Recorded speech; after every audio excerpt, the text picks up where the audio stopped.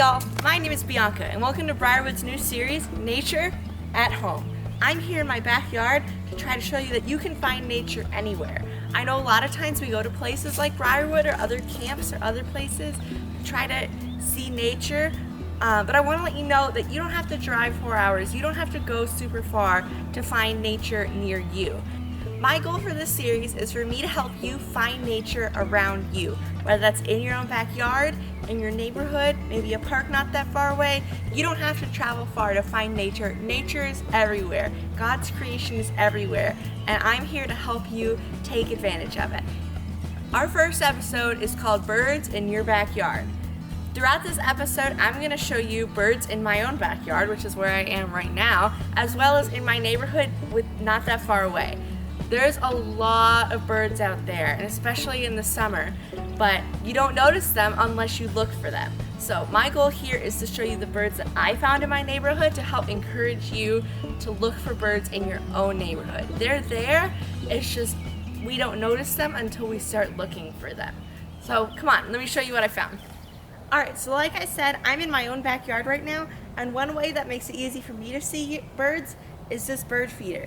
This bird feeder actually isn't super expensive. It was probably around $20 or so at Home Depot. They sell much cheaper ones. They sell much more expensive ones. So if you are interested in a bird feeder, that's an option. And we fill it with sunflower seeds because that seems to be the seed that attracts the most birds. So I do want to emphasize that while bird feeders like this are awesome, bird watching is something that you can do completely for free. You don't necessarily have to have something to attract them. You don't need fancy binoculars or a fancy camera in order to see them. They're there. You can often see them without anything, with just the naked eye, as long as you pay attention for it and you look. I will mention that I did use a fancy camera for this video in order to help me take pictures to show you, but that's definitely not necessary. Birds far away don't show up well on camera, which is why I use that, but I could see all the birds that I took photos of with just my eyeballs. So I do want to emphasize that while things like this are beneficial, this is something you do not need to have. You can bird watch completely for free, and it's totally worth it. Alright, so basically what I'm going to do now is I'm going to go sit right there on my back porch with my camera, and I'm going to try to see if birds come to this bird feeder and take some pictures for you. And then once I get the pictures, I'll go ahead and show you those, and I'll explain more about the species I found and some cool stuff about them. So I'm excited to get showing you. So let's go look at some birds. Alright, so the first bird I saw was a house finch. This one right here is a female, and female birds are typically less colorful than the males, which is why this one could be a little hard to identify. There were a few females on the feeder for a while, but eventually a male showed up. You can see here that he looks different from the females due to the red and pink tint on his head and chest. Next I saw a blue jay. Blue jays are one of my favorite birds because I love the color blue and I think it looks so pretty on them. Fun fact, blue jays are really closely related to crows, which is why if you ever hear them, they caw like crows instead of singing like other birds. Shortly after, a northern cardinal showed up, which are easy to identify because of their bright red color. This one here is a male. Females look really similar, but are more brown than they are red. Next, I'm going to show you some birds that don't necessarily use the feeder, such as this one, the northern mockingbird. These are very common in North Texas, and they eat more insects than seeds, which is why this one was on the ground instead of on the feeder. Sorry if this picture's a little blurry, I took it later on my phone, but this one is an American robin. Robins are common in America and are distant cousins of the mockingbirds, which is why they also prefer insects over seeds. I'm sure you've seen this little guy around somewhere, but this is the house sparrow. This species actually isn't native to the US, but was brought in from Europe in the late 1800s to be familiar to the European immigrants and help control pests. Now they are virtually everywhere, and there are over 540 million individuals in America. This one's a turkey vulture, which you can often see soaring in the sky. They can be identified in flight by the large white portions under their wings. Finally, you've probably also seen these birds around a lot too. This is a mourning dove, one of several types of doves in our area. Mourning doves can be distinguished from other doves by their very long tails. Alright, so now that I've shown you the birds that I found in my backyard, I'm actually also going to show you some birds in my neighborhood. So there's a couple of unique species that live in my neighborhood that I'm looking for that I know they're there because I've gone around and seen them before, but they're species that they're not super uncommon, but they're species that I wouldn't expect to be in my neighborhood, and they just are. And so I'm trying to show you guys that even if you don't think you have cool birds in your neighborhood, if you pay attention and look, who knows what you could find. You could find anything. I didn't notice these birds until after I started bird watching, and I was surprised that they were in my neighborhood. One thing I also want to say is part of the reason I am going out into my neighborhood is because I know not everybody has a backyard. Not everybody lives in a house with a backyard. If you live in an apartment or something and you don't have a backyard, that's fine. You can still find birds. Just find any place with trees, with water, anything remotely nature-like, and I'm sure there'll be birds there. Just a couple of tips for looking for birds. I would try to go either early in the morning or later at night. Morning, evening. I'm mostly saying this because it's summer. It's hot and it is Texas. It is June right now, and it can be really hot in the middle of the day. It's already starting to get kind of hot, but I'm lucky it's kind of cloudy today. And birds don't like it when it's hot either. I don't like it when it's hot, and birds don't like it when it's hot. So you're not going to find a ton of birds if it's really sunny and really hot, which is why I'd recommend going in the morning or in the evening. Also, again, look out for trees and look out for bodies of water. Birds need a water source and they need a place to hang out. So if you can find those two things near each other, it's really likely that you're going to find some birds. So those are a couple tips for looking for birds in your neighborhood. So I'm actually going to go now. I'm going to hop on my bike and start showing you some stuff around my neighborhood. So I'll see you guys there. Alright y'all, so it's about 9:30 in the morning. I am here in my driveway getting ready to go look for some birds. I don't know if you can hear them right now, but there's clearly a lot out, so we'll see what we can find. Haven't even left my driveway yet. I've already seen a robin and a couple mockingbirds, so this hopefully will be a good morning. We'll see what kind of footage we get. I am about to go out on my bike. One thing I do want to say, if you want to go out bird watching on your bike, that's super awesome. You can do it walking. I'm just doing it on my bike so I can get there faster because I know where I'm going. But if you do want to go out on your bike, just be sure you do a couple things. Number one, always ask an adult before you leave the house. Probably even better if an adult comes with you on your bike ride. Be more fun to have more people with you. And one more bit that's important is that once you put your sunglasses on so that you can see, don't forget about that helmet. All right, let's go find some birds. I'm actually gonna buckle this in a second.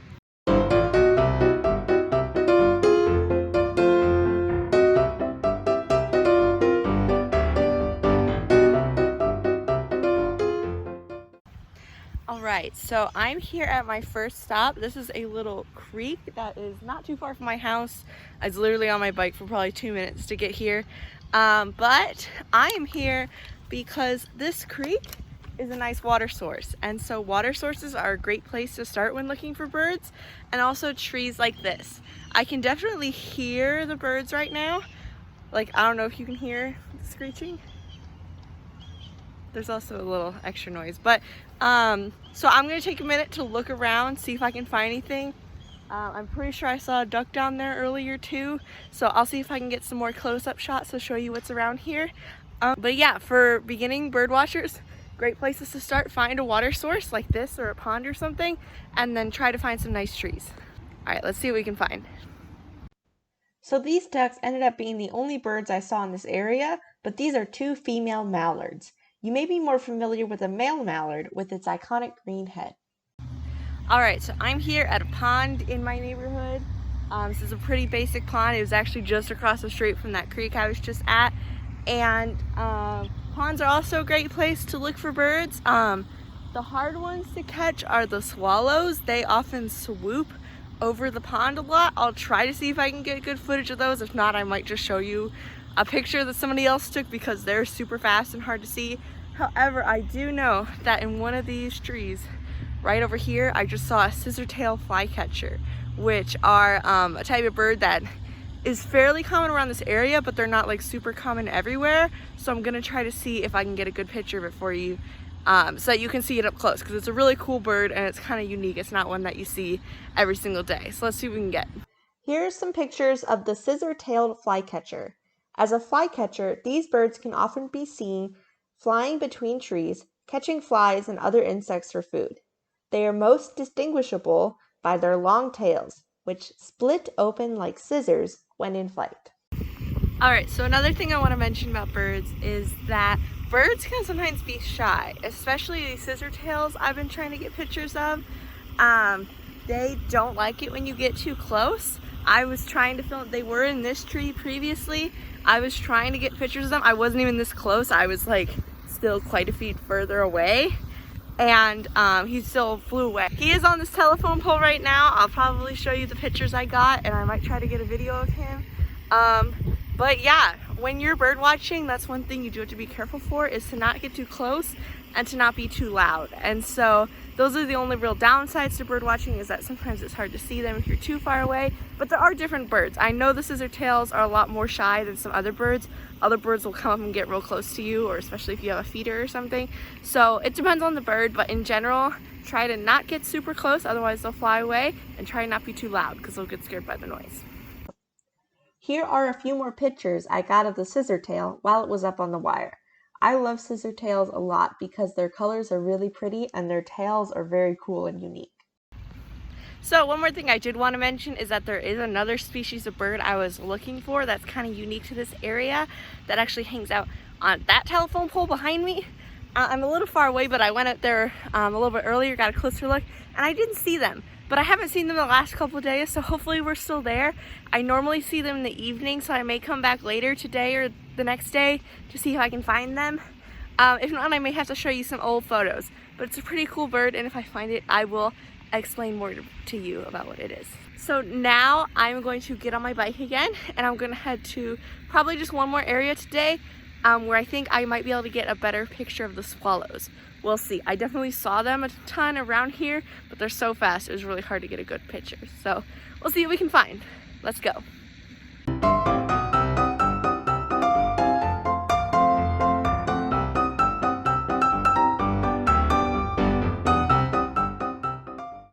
On my way to my last stop, I saw a few more scissortails on this post, and so I decided to stop and get some more pictures.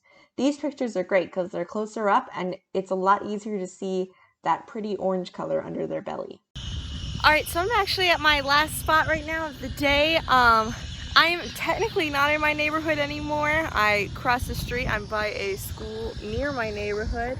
And I came out here because there was the storm drain and I knew that the swallows hung out there. I actually only saw one, so I couldn't get a photo of it, unfortunately. But swallows do like caves and things like that, which is why they hung out in the storm drain.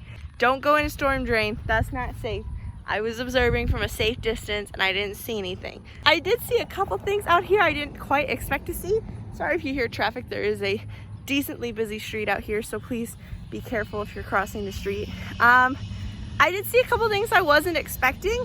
I did get some photos. I believe I saw a heron and possibly a kingbird. I have to look at the photos again, but I'll take a second look at the photos and I'll let you know exactly what it was that I saw and I'll tell you about it. But that just goes to show that you can find different kinds of birds all over the place. And I didn't even know those two species of birds hung out around here, but apparently they do since I got a picture of them. So I'm gonna go home now. It is about almost 11 o'clock, so I've been out here for an hour or so.